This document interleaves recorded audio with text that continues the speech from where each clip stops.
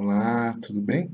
Aqui é Geraldo Augusto do Você Tem Acesso. Paz, seja bem-vindo a mais um vídeo da série Como Crescer Espiritualmente, com princípios na Palavra de Deus. E o livro da vez é o livro de Cantares.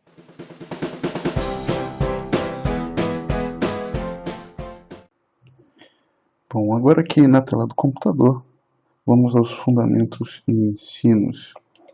Se esse é o primeiro vídeo da série que você assiste, deixa eu te pontuar algumas coisas.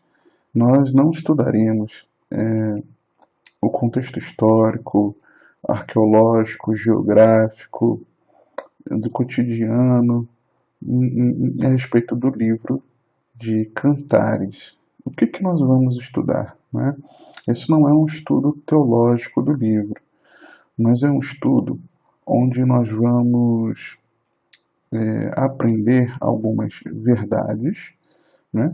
Alguns fundamentos e ensinos que nós devemos praticar. Então são verdades que o livro ensina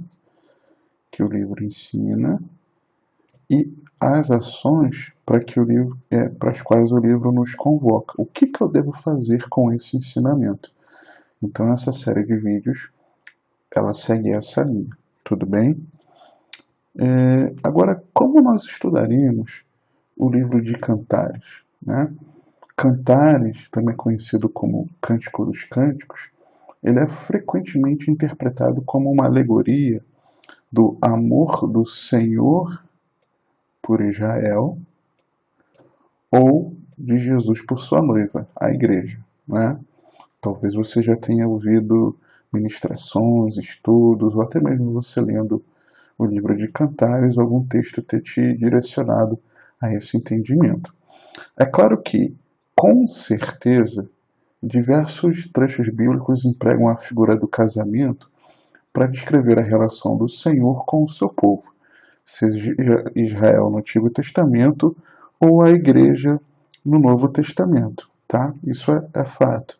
Mas a interpretação mais natural e coerente oferece uma perspectiva importante de que do plano de Deus para o casamento. Nós estudaremos os fundamentos e princípios pensando na noite de núpcias de um rei, Salomão, e sua noiva, uma moça de origens humildes escolhida pelo rei de Israel, celebrando o relacionamento sexual experimentado entre um homem e uma mulher dentro da santidade do matrimônio como um dom intensamente belo do nosso Criador. Então, eu sei que muitas vezes a interpretação de vários textos de Cantares, né, Cântico dos Cânticos, acaba nos dando uma alegoria daquilo que seria o relacionamento de Deus com Israel e de Cristo com a sua igreja.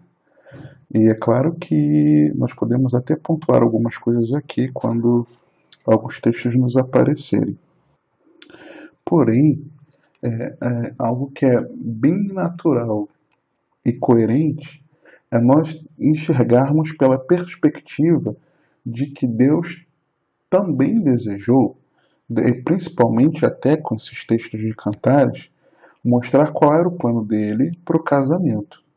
Tá? Então, surgindo algum texto que talvez chame a atenção para algo que deveria ser a prática nossa para com o Senhor, ok, eu posso até ressaltar aqui para você, né? Pode ocorrer, mas o enfoque vai ser nesse plano de Deus para o casamento.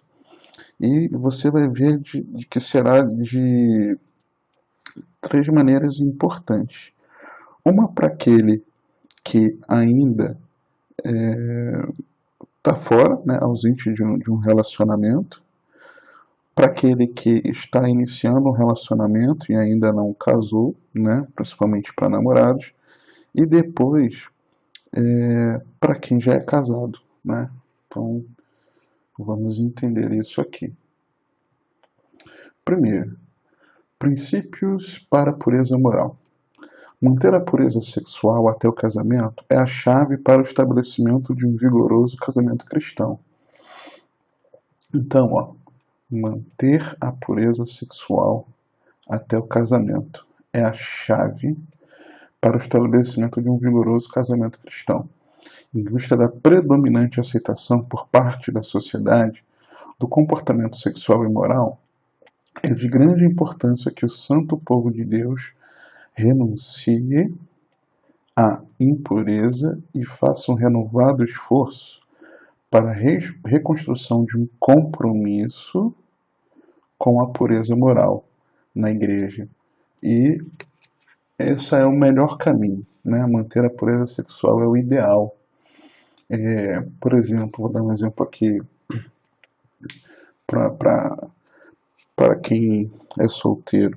Imagina só que você, como filho, chega numa época do dia do seu aniversário, ou talvez até melhor, um outro exemplo melhor, na época do Natal, se você assim entender, né, que tem aqueles que tem uma repulsa com o Natal, né, eu respeito. Chegando na época do Natal, você criança, de repente você chegava para o seu pai e pedia, né, um presente, né, que você queria receber um presente talvez. E o seu pai ia, preparava o presente e você não sabia, mas ele chegando próximo ao Natal, ele chega com um embrulho em casa, um pacote bem embalado, bem bonito, e guarda no quarto, no guarda-roupa. E você, de repente, você imagina, supõe que aquele embrulho é o seu presente, né, que você sabe que você vai receber no Natal. Você tem essa certeza desse presente maravilhoso, esperado, que você tanto desejou. E aí, você espera o teu pai não estar em casa, você entra no quarto dele, pega um banquinho, uma cadeira, sobe no guarda-roupa e começa a olhar aquele embrulho. Olha aquele embrulho, pega o embrulho na mão, começa a sentir o peso do embrulho, começa a tirar uma fita adesiva, outra, né? Começa isso num dia. Aí no outro dia você guarda, não, eu não posso fazer mais isso. Tem que esperar. Aí chega no outro dia, você espera, aproveita a oportunidade que teu pai não está em casa, sua mãe não está em casa, você vai até o teu presente de novo, que você supõe ser o teu presente, e você já pegou na mão, já sabe o peso. Então isso para você já é normal, já é natural. Você já experimentou isso. Então você começa a desembrulhá-lo. Quando você começa a desembrulhar, você vê o pacote, a caixa, né, do presente. E aí, quando você menos espera, você já está abrindo a caixa. E quando você abre a caixa, você vê que realmente era aquilo que você tanto desejava. Isso num dia. No outro dia, aí você embrulha tudo novamente. No outro dia, você espera novamente, está sozinho, vai até o quarto dos pais, sobe no guarda-roupa, pega novamente o embrulho, já abre, você já sabe como é que é, já abre direto, já abre a caixa. E você então, digamos que o teu presente seja um carrinho, se você for um menino, ou uma boneca, se você for uma menina, e de repente você já começa a brincar com aquele teu brinquedo, já experimentou, já usou, já se divertiu, brincou. Quando dá mais ou menos faltando de 15 minutos a meia hora para os seus pais retornarem, o que você faz? Embrulha tudo novamente, né? E finge que nada aconteceu. Quando chega a data de você receber aquele teu presente, teus pais chegam para você e te entregam um presente, né? Quando você recebe o presente, aquele presente para você vai ser uma novidade.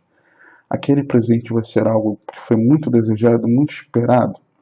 Você vai fingir que aquilo foi esperado. Ah, meu presente, puxa vida!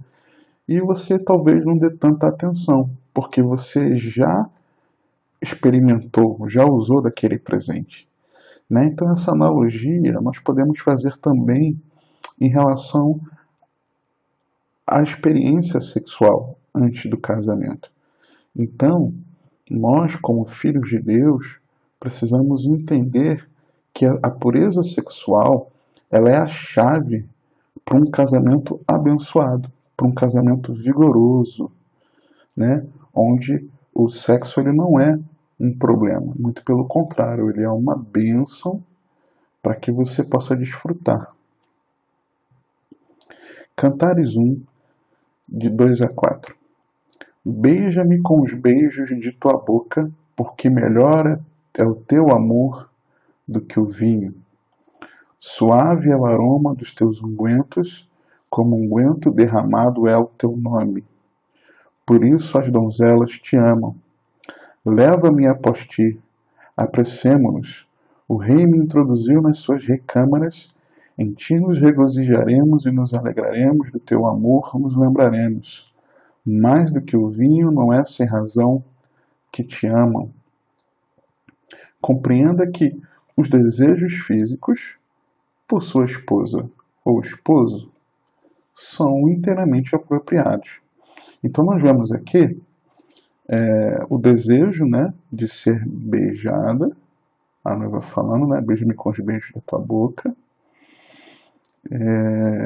falando aqui do cheiro, né, suave é o aroma dos teus ungüentos, né, o cheiro, né, que ela desejava. Leva-me após ti, me carrega, me leva. O rei, né, o noivo, o esposo, introduziu no seu quarto, nas suas recâmaras, me levou para o quarto. E nele se regozijaria, se alegraria, né? Então, seria um prazer, algo desejado. Então, desejar fisicamente não é pecado. Você sentir desejo, atração pela tua esposa, pelo teu marido, não é pecado, muito pelo contrário. Eu vou até mais além. Um namorado e uma namorada se sentir atraído, né, a namorada, a noiva, se sentir atraído, o noivo se sentir atraído pela noiva, a noiva se sentir atraída pelo noivo, isso não é pecado. É um desejo físico que Deus colocou lá. Agora, o que acontece? O que nós faremos com esse desejo fora do casamento ou dentro do casamento é que é a questão, né? Uma pessoa está desejando casar com aquela pessoa, tem um compromisso, né? Vamos casar. Ela se sentir atraída, show de bola. A pessoa se sentiu atraída. Agora, o que vai fazer com aquela atração? Né? Vai se entregar àquela atração? Vai querer experimentar um pouco? Isso não pode. É normal se sentir atraído, mas experimentar fora do casamento não pode. Ao mesmo tempo que dentro do casamento, o marido que não deseja a esposa que não deseja o marido, está errado. Né? Precisa haver um ajuste nisso aí. Cantares 2, 7 e depois 3 e 5, na verdade, são textos iguais, são versículos iguais. Conjuro-vos, ó filhos de Jerusalém, pelas gazelas e servos do campo, que não acordeis, nem desperteis o amor, até que este o queira. Cantares 8:4. Conjuro-vos, ó filhas de Jerusalém, que não acordeis, nem desperteis o amor, até que este o queira. E o que nós aprendemos com isso? Que nós precisamos refutar qualquer envolvimento sexual antes do casamento, sabendo que isso diminui a realização sexual dentro do matrimônio, aquele exemplo do presente que eu te dei, lembra? Isso compromete a objetividade necessária em importantes avaliações, decisões pré-maritais. Então, quando a pessoa tem uma experiência, um envolvimento sexual antes do casamento, isso compromete a objetividade necessária de quê? das pessoas avaliarem aquilo que elas precisam decidir antes do casamento. Porque a pessoa, talvez, ela comece a experimentar tantas pessoas ao longo da vida, na parte sexual, que ela faz uma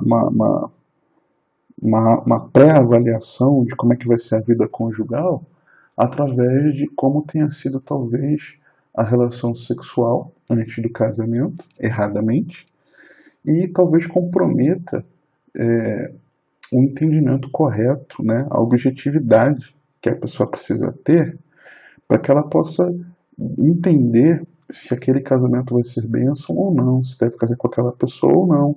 E, na verdade, a vida sexual começa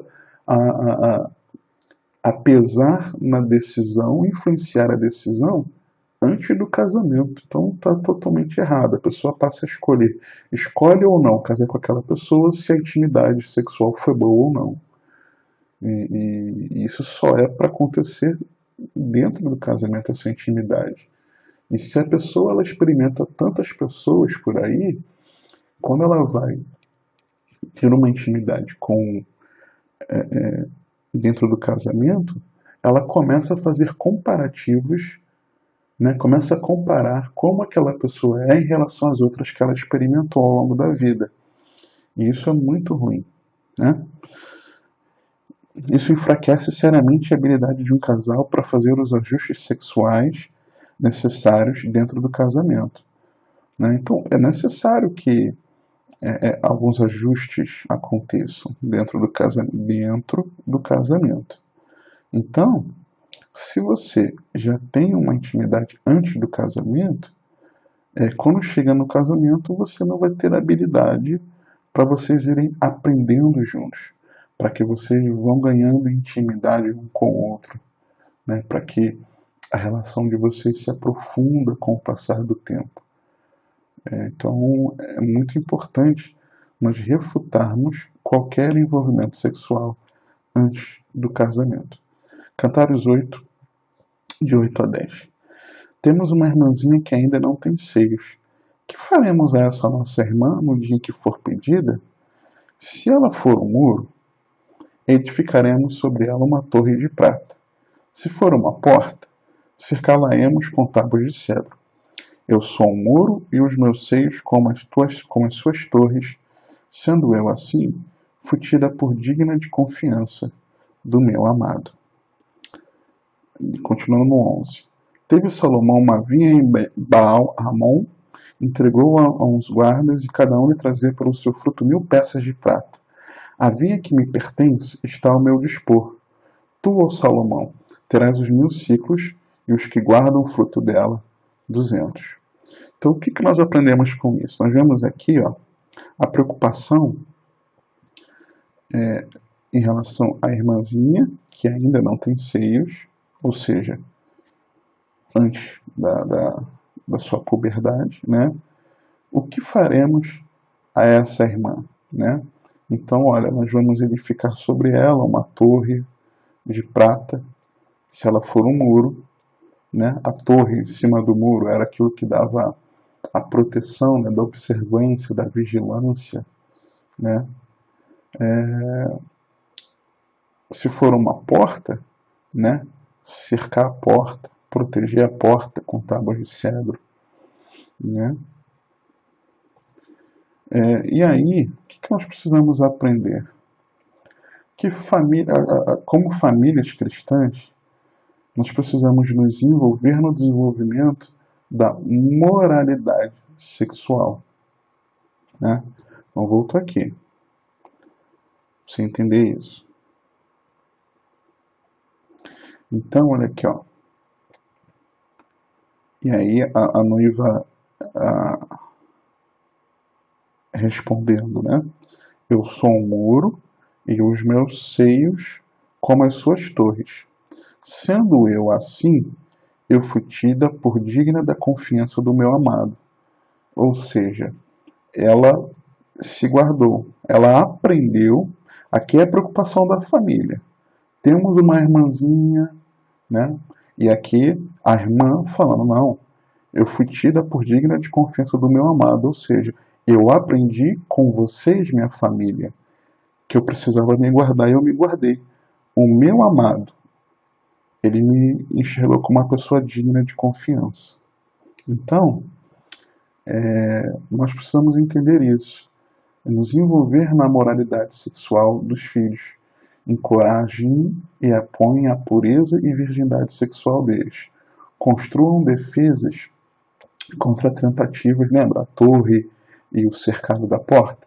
Construam defesas contra tentativas de seduzi-los em sua retidão sexual. Valorize grandemente a virgindade. Nunca duvide do valor inestimável de ser capaz de presentear ao seu esposo, à sua esposa, o seu corpo e alma, totalmente não corrompido e mantido puro para ele ou para ela. Segundo, conselho para casais de namorados. Usar o namoro proveitosamente minimiza as dificuldades no casamento.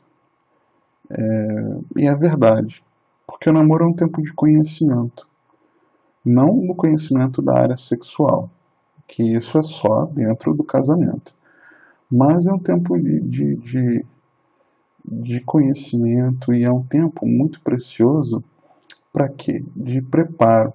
Muitos casais entram no matrimônio despreparados para lidar com as coisas que enfrentarão. Então o casamento não é um mar de rosas. Claro que não. É maravilhoso. Mas tem suas dificuldades. Então existem situações que nós precisamos aprender a lidar. Eu louvo a Deus, eu particularmente, pelo período que eu tive antes do meu casamento. Porque foi um período onde nós aprendemos muito, erramos nas questões emocionais, nas questões de objetivos de vida, em uma série de coisas. Mas isso foi importante para que nós aprendêssemos muitas coisas, para que nós pudéssemos entrar num casamento de uma maneira mais firme, né, mais preparada. Embora curto e indireto, o conselho dado por Salomão e pela Sulamita deveria ser observado cuidadosamente por aqueles que estão se preparando para o casamento. Vamos ver? Cantares 1:7. Dize-me, ó amado de minha alma, onde apacentas o teu rebanho, onde o fazes repousar pelo meio-dia, para que não ande eu vagando de teu rebanho dos teus companheiros?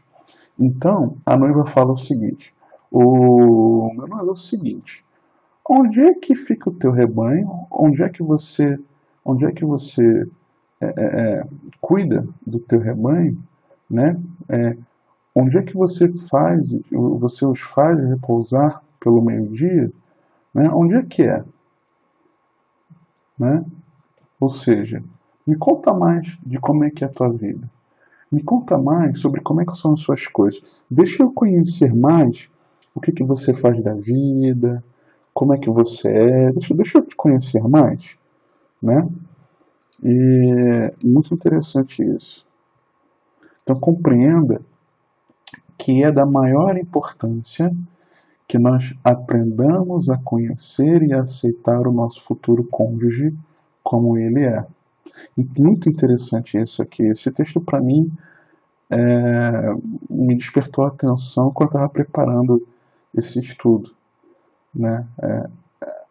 A Sulamita perguntando a Salomão, vem cá, onde é que você apacenta o teu rebanho? Onde é que você o faz repousar pelo meio-dia? Né? E tem um objetivo, né? Para que ela não erre e se deixe levar pelo rebanho dos companheiros. Né? Muito interessante. Aceite como sendo um pensamento errado qualquer plano secreto para mudar aquela pessoa. Então, se você conhece, né, o seu cônjuge, seu futuro cônjuge, e você sabe como aquela pessoa é, você não vai desejar mudar aquela pessoa. E às vezes você casa Você conhece parcialmente aquela pessoa. Conhecer totalmente nós não vamos conhecer quando nos casamos, é óbvio. Mas tem gente que conhece muito pouco, investiu muito pouco tempo no período de conhecimento, né, e de preparo. E aí, quando chega no casamento, a pessoa, até antes do casamento, a pessoa começa a observar algumas características não muito boas, a pessoa finge que aceita. Quando casa, ela pode nem falar com o cônjuge, mas dentro dela, ela tem um desejo enorme de querer mudar aquela pessoa. Ela tem um plano secreto aqui, ó. Tem um plano secreto dentro dela, né, no seu pensamento, querendo mudar aquela pessoa. E muitas vezes querendo que a pessoa seja como você é. Como se você fosse a perfeição em forma de pessoa. E não podemos ser assim. Eu não sou perfeito, eu não posso desejar que a minha esposa seja como eu sou. Ela não é perfeita, ela não pode desejar que eu seja como ela é. E assim você também. Então, você precisa conhecer a pessoa e aceitar. Né? Tem muita gente que erra, tem muita gente se separando, inclusive no nosso meio cristão, no seio da igreja, porque não aceita o cônjuge como o cônjuge é. Não conhece o cônjuge antes de casar. Aí depois que casa, tem uma falsa expectativa de mudança daquela vida, daquela pessoa. Ah, não mudou, eu casei achando que fosse mudar. Acontece isso, então vou separar. Tá errado. Né? Você precisa compreender que é muito importante você conhecer e aceitar o teu cônjuge como ele é. E não querer mudá-lo, transformá-lo em alguém que ele não é. Então, na nossa diferença, dentro do nosso casamento, é o que o Senhor nos harmoniza. Então, no que eu sou bom, possivelmente a minha esposa não é. E em coisas que ela é muito boa, eu não sou. Então, nós nos encaixamos, né? Nas minhas deficiências, nas minhas imperfeições, ela é muito boa e ela me ajuda. E o contrário também. Então, é assim que tem que acontecer, e não você querer transformar teu cônjuge em que ele não é. Né? Então, tem muita gente casando errado, tem muita gente se separando por conta disso. Cantares 1:8. Se tu não o sabes, ó mais formosa entre as mulheres, saíte pelas pisadas dos rebanhos, sai-te, perdão, pelas pisadas dos rebanhos e apacenta os teus cabritos junto às tendas dos pastores. Lembra que no versículo anterior, o versículo 7, nós vimos a esposa perguntando, a noiva perguntando, vem cá, me diz onde é que você apacenta o teu rebanho? Me diz onde é que você põe o teu rebanho para descansar no meio-dia? Me dá essa dica para que eu não vá no rebanho dos teus companheiros? Me ajuda nisso? Eu quero saber, eu quero conhecer, saber como é que é a tua vida. Me explica isso. E aqui no versículo 8 ele está respondendo, né? O noivo responde então, olha, se você não sabe, e aí ele aproveita para dar uma semeada, né? Ele responde, mas aproveita para elogiar a sua amada. Se você não sabe, ó mais formosa entre as mulheres, né?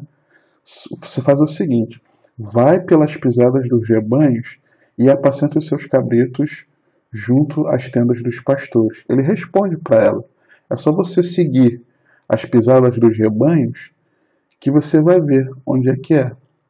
Só que nisso que ele dá a resposta, ele aproveita e dá uma moral aqui para ela, elogiando, né? Ó mais formosa entre as mulheres. Muito interessante isso aqui. Então saiba que é melhor não levar adiante planos de casamento do que casar com alguém que você não consegue aceitar do jeito que é. E você vê que ele não ficou escondendo, né? O Salomão aqui ele não esconde, não. Ele fala, ele responde. O versículo 7, vamos voltar, pra você entender. O versículo 7, a Sulamita pergunta, onde você apacenta o seu rebanho? Onde é que você faz o repousar, o meio-dia? né? Para que eu não ande vagando por aí junto ao rebanho dos teus companheiros. E ele fala para ela, ele responde: vai pelas pisadas dos rebanhos, a passar dos teus cabritos junto às tendas dos pastores, né? E aproveita para elogiar. Então ele não esconde, ele mostra, né? Ele mostra o que faz, é, é, não oculta, não esconde, né? Ele deixa muito claro. É muito importante que você procure conhecer quem é o seu futuro cônjuge e é muito importante você deixar ser conhecido também pelo seu futuro cônjuge, porque tem gente que põe máscara e se oculta nisso aí.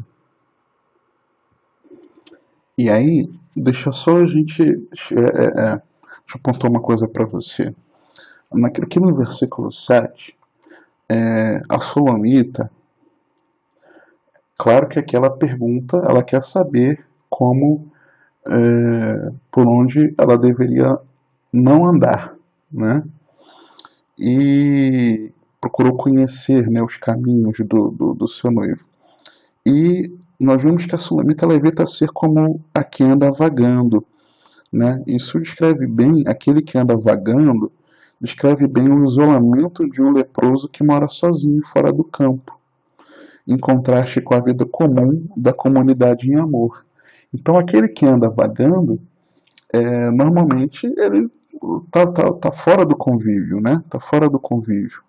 E ela não quer isso, muito pelo contrário, ela quer fazer parte da vida do seu amado. Então, a aliança de amor comum, ela é crucial para curar a solidão da lepra, né? Quem anda vagando, né? Andar vagando era uma característica daquele leproso, né? Do isolamento de um leproso que morava sozinho. Então, a aliança de amor comum, da vida comum, ela é muito importante para curar a solidão da lepra. Então, ela queria saber qual era o caminho do seu amado para que ela não ficasse andando sozinha por aí. Muito pelo contrário, para que ela fizesse parte da vida dele. Então, o amor comum, fazer parte, né, da vida do seu familiar, do seu cônjuge, ela é muito importante para curar a solidão da lepra. Tá?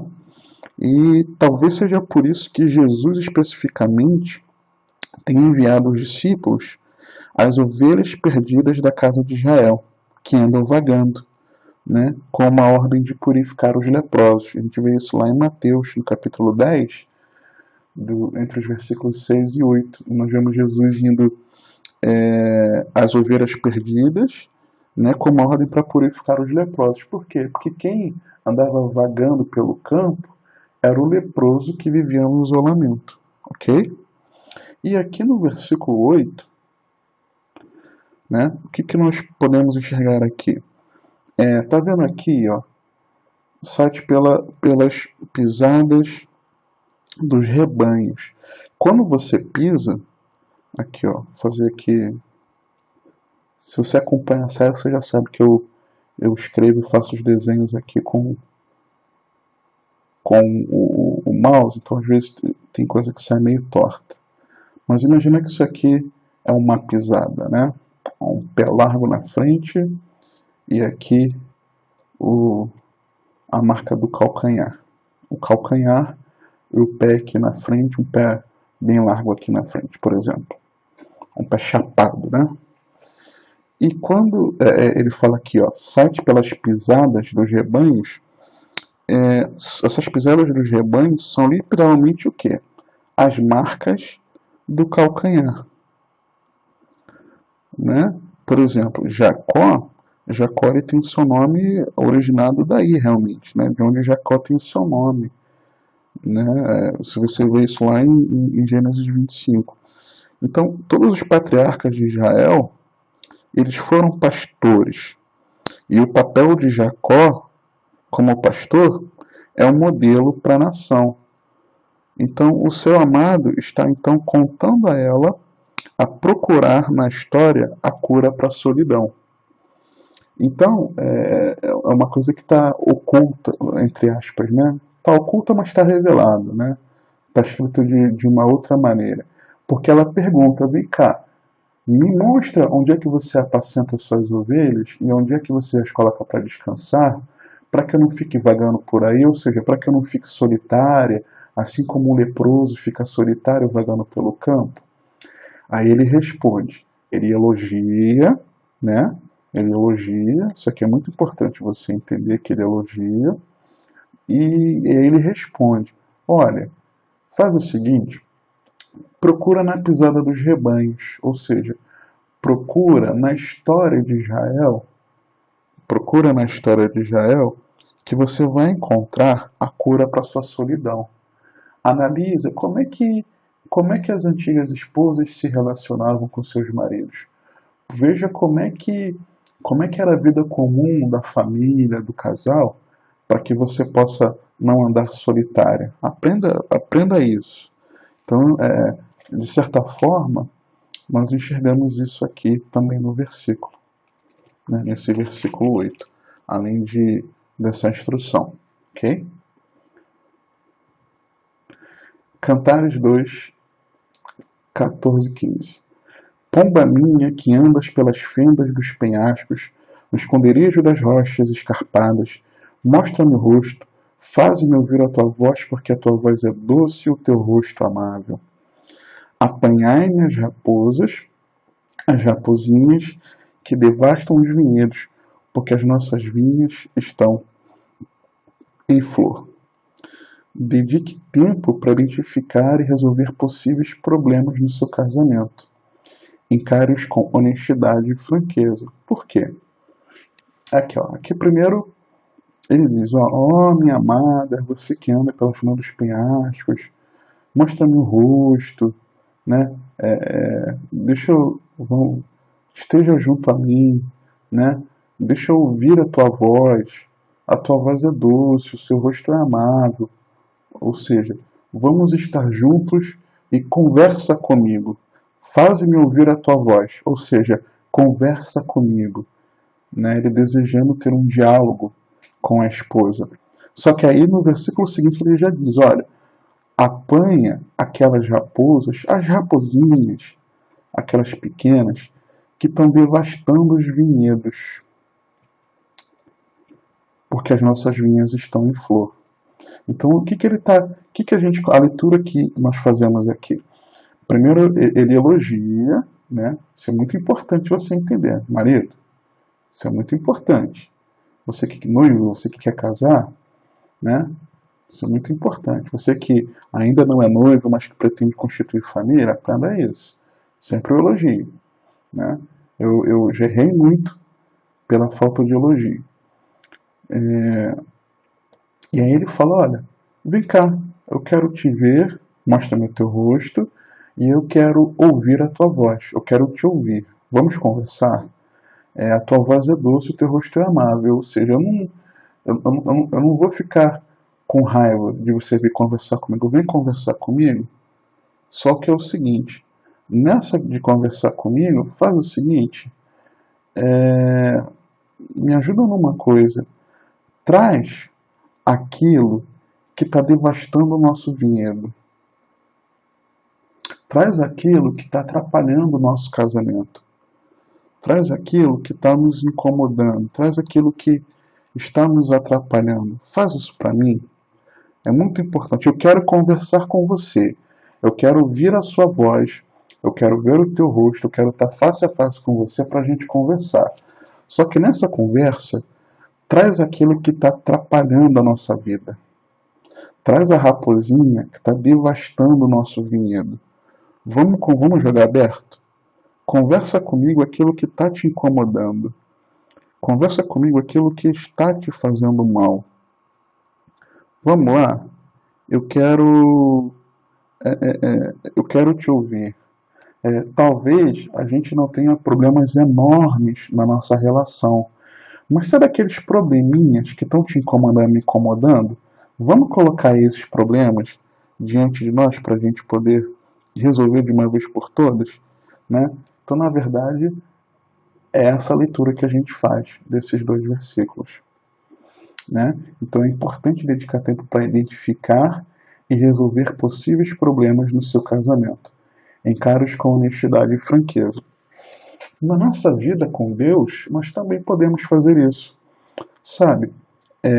Por quê? Lembra que muitos usam a alegoria desse relacionamento de Salomão e Sulamita para o relacionamento de Deus e Israel, de Cristo com a sua igreja, com a sua noiva? Então entenda na sua vida pessoal como se isso sendo um convite do Senhor para que você se apresente a Ele, né? Mostra-me o rosto, ou seja, se apresenta diante de mim e fala comigo, ora a mim, faz-me ouvir a tua voz, né? Eu vou te ouvir. Se você vier à minha presença, o teu rosto vai ser amável para mim. A tua voz vai ser doce, eu vou ouvir a tua oração. Vem diante de mim. Só que faz o seguinte, traz as raposas, não os gigantes, simplesmente, porque esses gigantes você consegue enxergar e você tem vencido.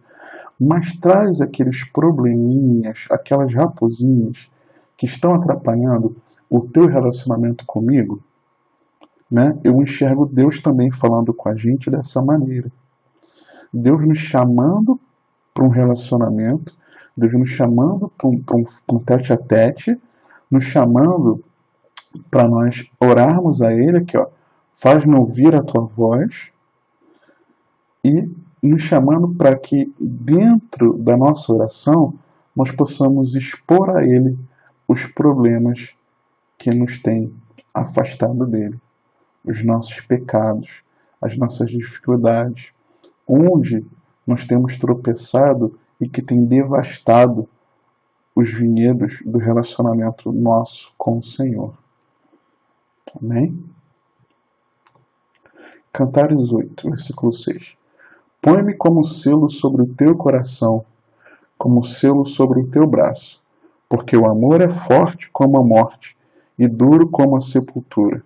O ciúme, as suas brasas são brasas de fogo, são veementes labaredas. As muitas águas não poderiam apagar o amor, nem os rios afogá-lo.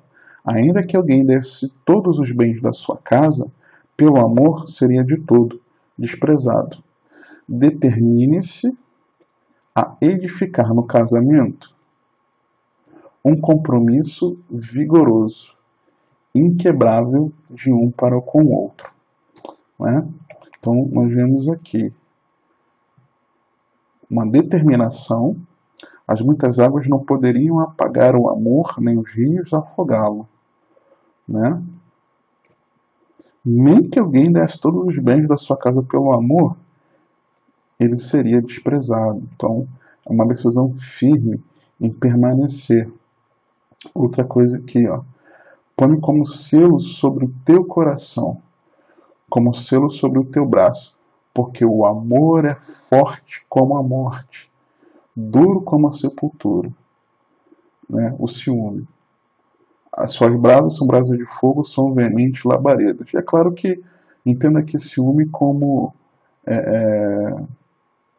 duas vertentes aqui. O ciúme, ele é uma labareda de fogo,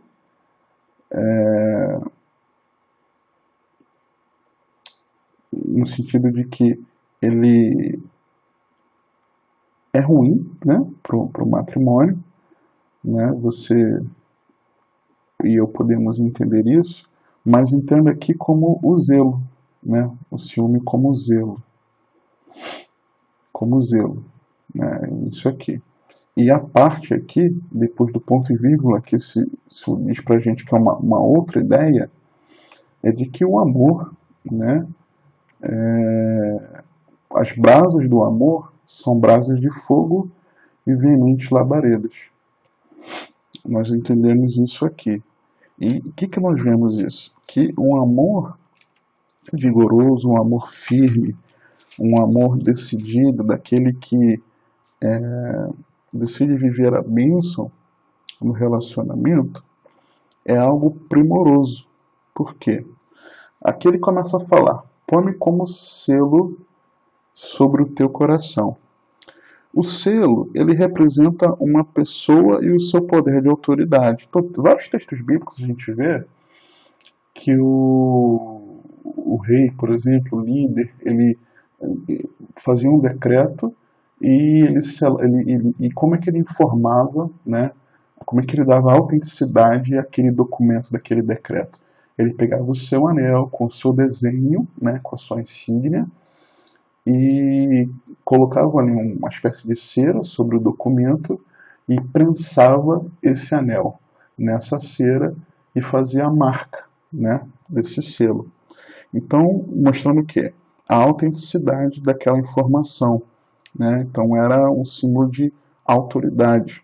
Então, o selo representa uma pessoa e seu poder de autoridade. Então, tal como uma assinatura, com o selo de Salomão, a sulamita identifica-se com o seu amor e o representa. Então, ela queria viver aquilo, ela estava decidida nisso. E nós podemos enxergar isso também como algo importante no nosso relacionamento com Deus. Nós podemos entender isso. É algo muito importante ter esse selo na nossa vida. Porque quando a gente vê da parte B, do versículo 5 até o final do versículo 7, nós estamos vendo ali, na verdade, algo que é uma frase, são frases do esposo, né? Do esposo falando. Então, ele está querendo dizer isso para ela, né? Da importância da decisão desse amor. Então, eu também consigo enxergar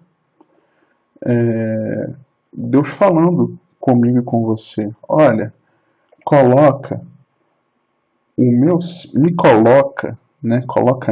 Me coloca como selo sobre o teu coração, como selo sobre o teu braço. Ou seja, deixa que eu seja presente na sua vida, no teu coração, na tua força interior e no teu braço, nas tuas atitudes. Porque o meu amor por você é forte como a morte. E aí é claro, né? Jesus entregou a sua vida e venceu a morte por amor a mim e a você. Né? E por isso nós fomos reconciliados, ressuscitou, né? E por isso nós fomos reconciliados com Deus e mediante a nossa fé nós temos acesso a Deus e a vida eterna, mediante a fé desse sacrifício de Cristo. Então, é muito importante aqui, e aqui ele continua dizendo: as muitas águas não poderiam apagar o amor, nem os rios afogá-los. Né? Nem todos os bens, né, entregues por esse amor fariam com que esse amor fosse desprezado. Então, o que eu vejo aqui? Nós vemos aquele texto em que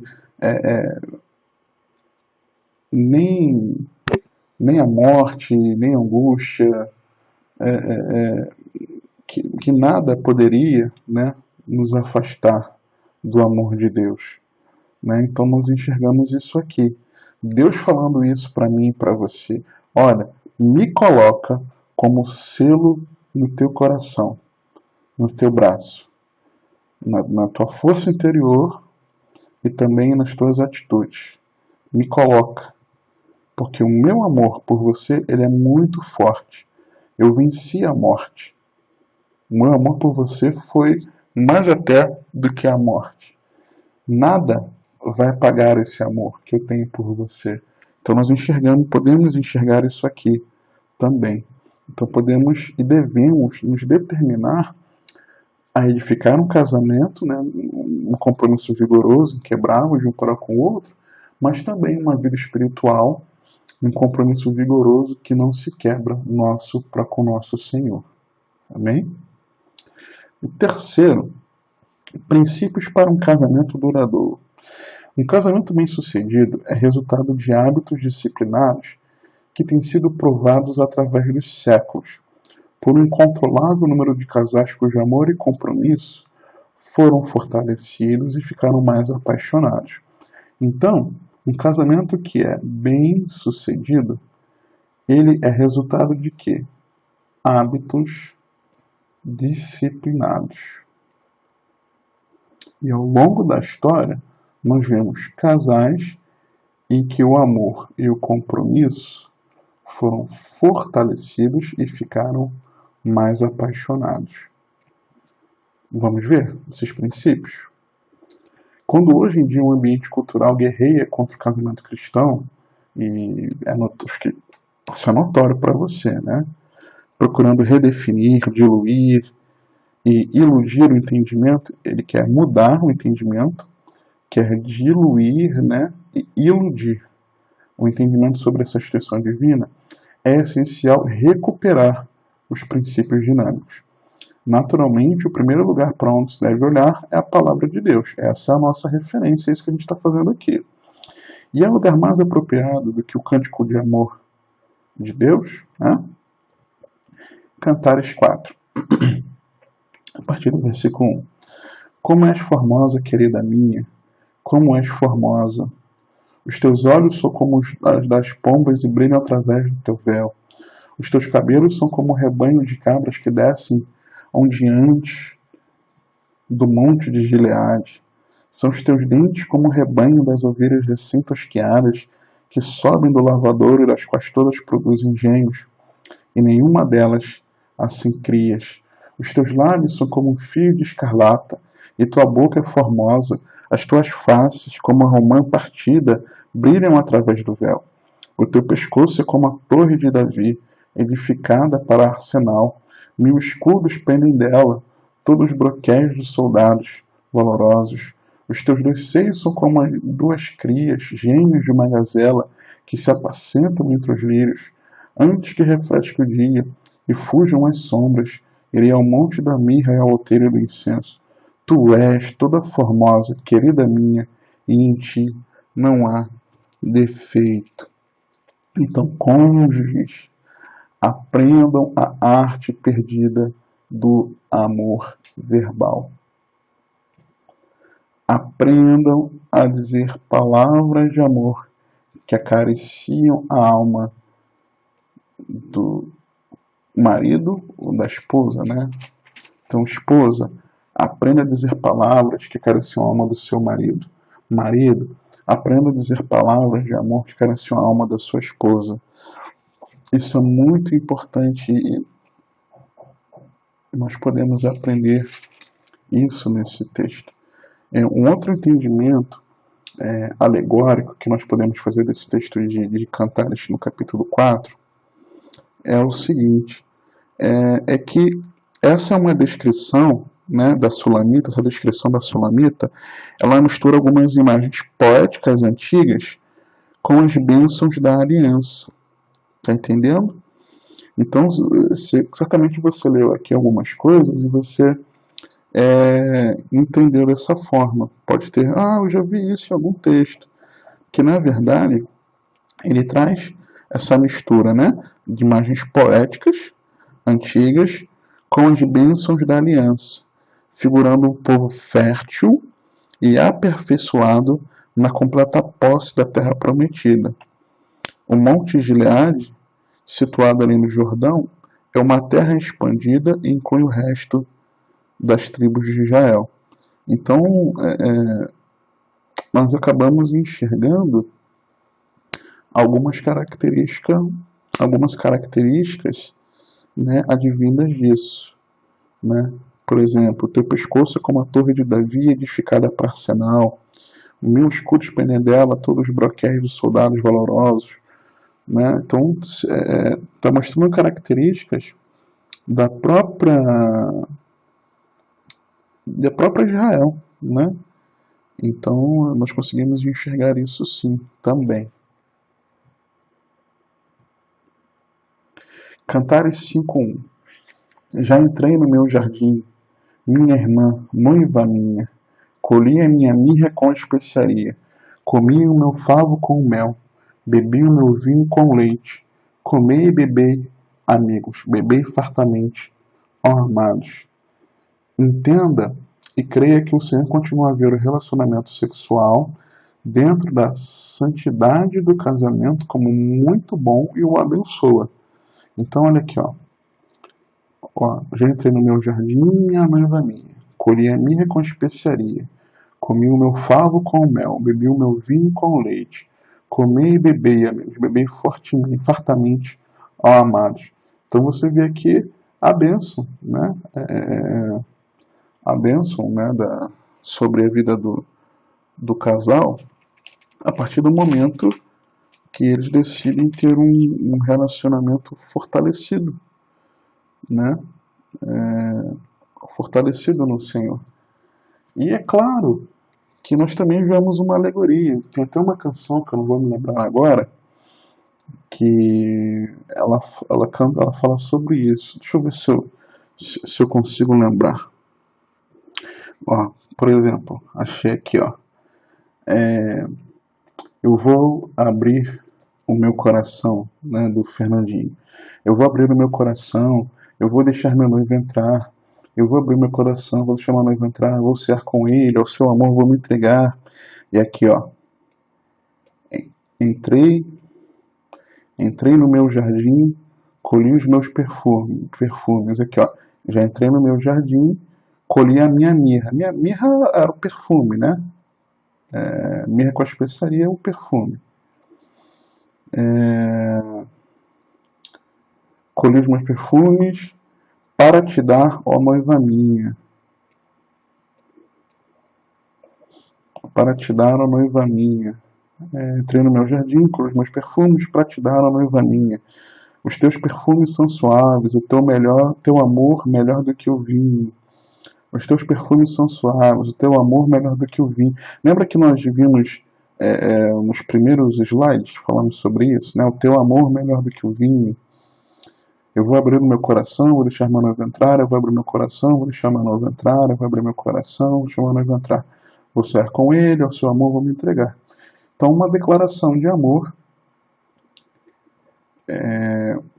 que nessa canção, né, de Fernandinho, ela tipifica o relacionamento, canção de amor, que trata do relacionamento entre nós, como noiva, e Cristo, como noivo. Então, claro que você tem essa alegoria também. Nós só precisamos ter o cuidado de o nosso relacionamento ser estritamente com esse entendimento, né? O nosso relacionamento com o Senhor. Cantares 6, de 4 a 6. Formosa és, querida minha, como Tirza, aprazível como Jerusalém, formidável como exército com bandeiras. Só voltar aqui, eu esqueci de falar algo. Quando você enxerga aqui minha irmã e noiva, minha irmã e noiva, o que isso aponta pra gente? Né? Esses dois termos que são termos afetuosos, irmã e noiva, usados em relação à sulamita, eles descrevem uma mutualidade duradoura e uma união permanente. Né? Ela não é um jardim fechado que o deixa do lado de fora, mas um jardim particular, protegido para o uso real, para dentro do qual ela convida seu amado a entrar. Né? A sulamita, junto com todos os seus produtos escolhidos, é agora do seu amado. Então, juntos como amigos e amantes, então por isso que quer dizer aqui, ó, minha irmã, né, minha amiga, relacionamento de amiga, e noiva, né, um relacionamento mais de casal, né, de amante, né, nesse sentido, eles partilham do alimento comum que satisfaz, com encorajamento e também com aprovação, né, por isso que diz aqui, comi o favo de mel, bebi o vinho com leite, comi e bebi fartamente. Então está dizendo da bênção que é desse relacionamento. E aqui é um relacionamento de amizade e um relacionamento de intimidade conjugal. Tá? Mas vamos lá. Cantares 6, 4 a 6. Formosa és, querida minha, como Tirza, aprazível como Jerusalém, formidável como um exército com bandeiras. Desvia de mim os olhos, porque eles me perturbam. Os teus cabelos descem ondeantes como o rebanho das cabras de Gileade. São os teus dentes como o rebanho de ovelhas que sobem do lavadouro, e das quais todos produzem gêmeos, e nenhuma delas há sem crias. As tuas faces, como romã partida, brilham através do véu. 60 são as rainhas, 80 as concubinas, e as virgens sem número. Mas uma só é minha pomba, a minha imaculada de sua mãe, a única, a predileta daquela que a deu à luz. Viram as donzelas e lhe chamaram de Tosa.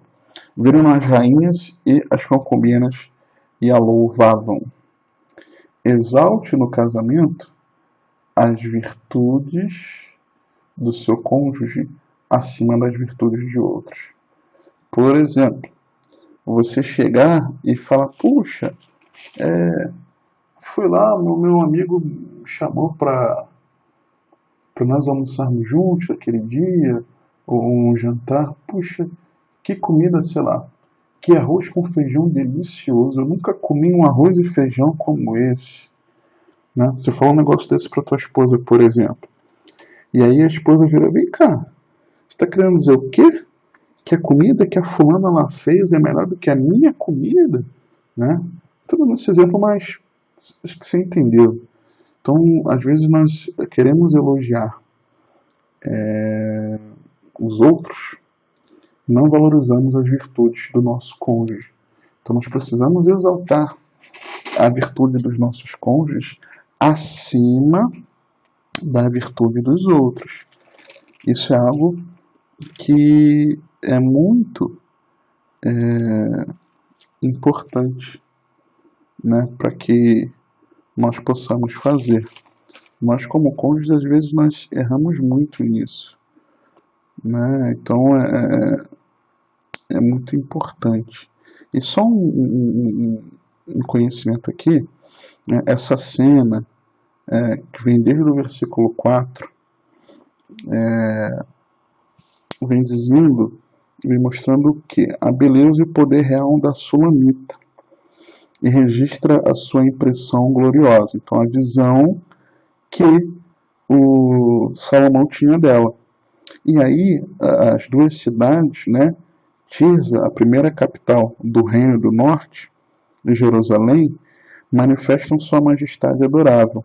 Então todas, sejam rainhas, sejam concubinas, sejam virgens e donzelas, louvam a Sulamita. Por quê? Porque a Sulamita as personifica. Então é como se a Sulamita fosse o modelo ideal de mulher. Tá entendendo? Então é isso que Salomão ele acaba exaltando aqui. Cantares 7, a partir do 10. Eu sou do meu amado e ele tem saudade de mim. Venha, meu amado, saiamos ao campo, passemos as noites nas aldeias. Levantemo-nos cedo de manhã para ir às vinhas. Vejamos se florescem as vides, se abre a flor, se já brotam as almeiras, dar-te-ei ali o meu amor. Ó, essa menina mal intencionada. Mal intencionada entre aspas, né? Bem intencionada. As mandrágoras exalam seu perfume, e as nossas portas a toda sorte de excelentes frutos, novos e velhos. Eu te reservei, ó meu amado. Ela passando ali uma conversa. Então reserve, ou seja, você tem que se dedicar a uma proatividade, não é esperar surgir, mas você vai reservar momentos regulares, ou seja, tem uma constância, periódicos, de tempo em tempo, né? Não de muito tempo, mas existe um momento adequado com o seu cônjuge. Para quê? Para quê? Diz aí. Para você revigorar e renovar o romance em seu casamento. Né? Então você tem que ter uma atitude proativa. Esposa, seja proativa nisso. Chama, prepara momentos a dois. Maridos, sejam proativos. Prepare momentos a dois. É muito importante para revigorar e renovar o romance. Olha aqui. Ela diz, eu sou do meu amado, ele tem saudade de mim. O marido que tem saudade da esposa está dizendo só, ele tem saudade de olhá-la, de ouvir a voz também. Mas que tipo de saudade que o marido tem da esposa? né? Diz aí para mim, né? Venha, meu amado, vamos ao campo, né? Ela está tendo uma atitude que proativa, ela está reservando o momento. Vamos ao campo, vamos passar as noites nas aldeias, vamos nos levantar cedo de manhã para ir às vinhas. E ali, vamos ver se florescem as vides, se vai dar, vamos ver se ali vai dar uva, vamos ver se ali tem flor, vamos ver se as romãs já estão brotando, vamos ver ali, né, a desculpinha dela, mas para quê? Qual o objetivo? Dar-te-ei ali o meu amor.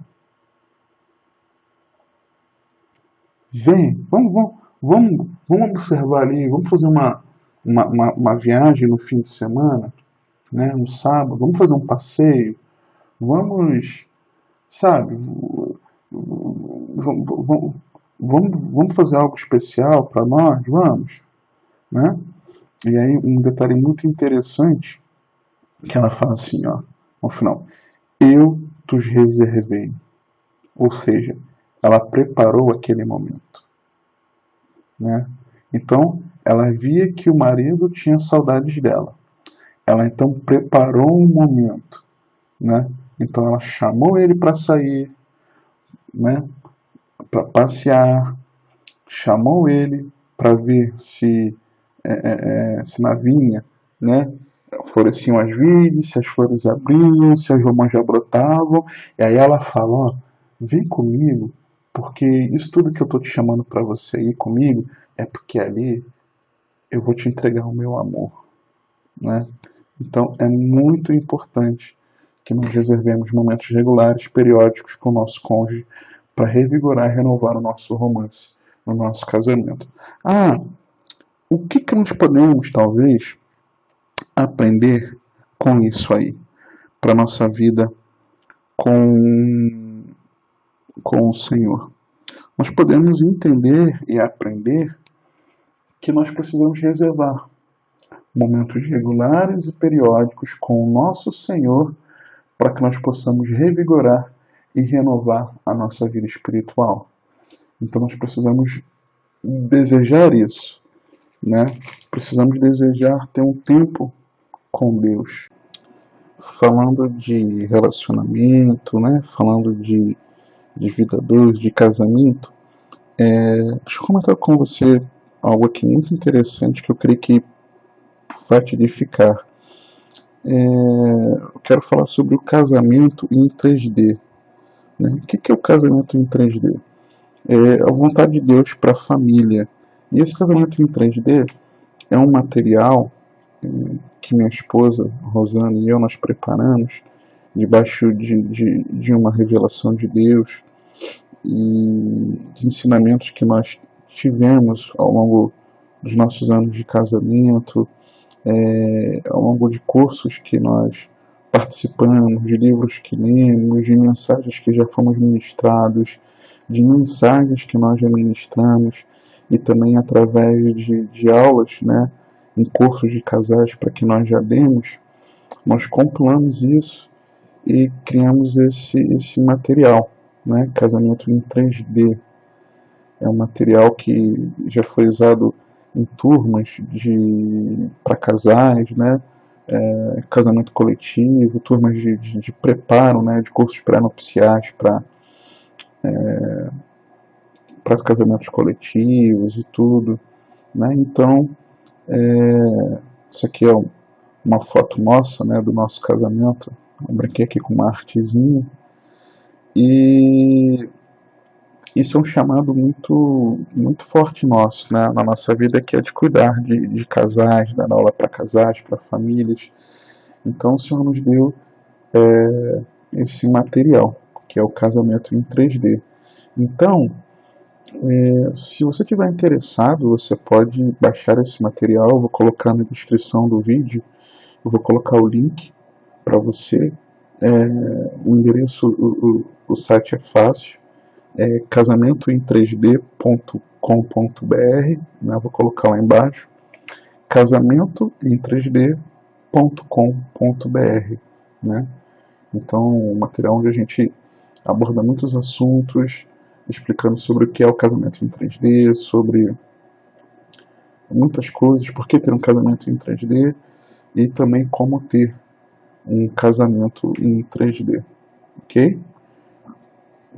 É só você clicar na descrição do vídeo, que se você quiser, você também baixa esse material para edificar a sua família, edificar o seu casamento. Material gratuito também, tá bom? Deus te abençoe. Tudo bem? Você foi edificado com esses fundamentos e ensinos que nós precisamos colocar em prática para crescermos espiritualmente? Olha, compartilhe esse vídeo com mais pessoas para que essas verdades possam chegar a mais lugares. É muito importante isso, tudo bem? Eu quero te entregar também alguns presentes. Quero te entregar um guia com 3 passos simples e poderosos que vão te ajudar a renovar e aquecer a sua vida espiritual. E também os slides dessa aula, para você acompanhar a aula, relembrar aquilo que você estudou, assistir novamente o vídeo, fazer suas anotações, tudo bem? Como é que você baixa esses slides e esse guia? Você baixa esses seus presentes da seguinte maneira. Aqui acima, ó, tá vendo? Baixa os presentes. Você baixa os presentes aqui. Você pode também, do outro lado aqui embaixo, ó, onde tem a setinha aqui, download dos presentes, tá vendo? Você pode baixar. No final do vídeo, você vai ter aqui também para você fazer o download, ó, baixar os seus presentes. Vai aparecer aqui no final. E na descrição do vídeo, ó, aqui embaixo, você tem também o link para download, tudo bem? Se você gostou desse vídeo, clique em gostei. Se você não gostou, clique em não gostei, porque assim eu entendo se eu pude te abençoar ou não. E também quando você faz isso, e quando você comenta, você faz com que o YouTube enxergue que esse vídeo é importante, que ele é relevante. E dessa maneira ele começa a exibir esse vídeo para mais pessoas, tudo bem? Você também pode assinar o canal. Como é que você assina o canal? É só clicar aqui, tá vendo? Assine o canal. E quando você clicar, clica no sininho e ativa para você receber as notificações, certo? Que o Senhor te abençoe e te guarde, que Ele te conduza e governe a sua vida, porque você tem acesso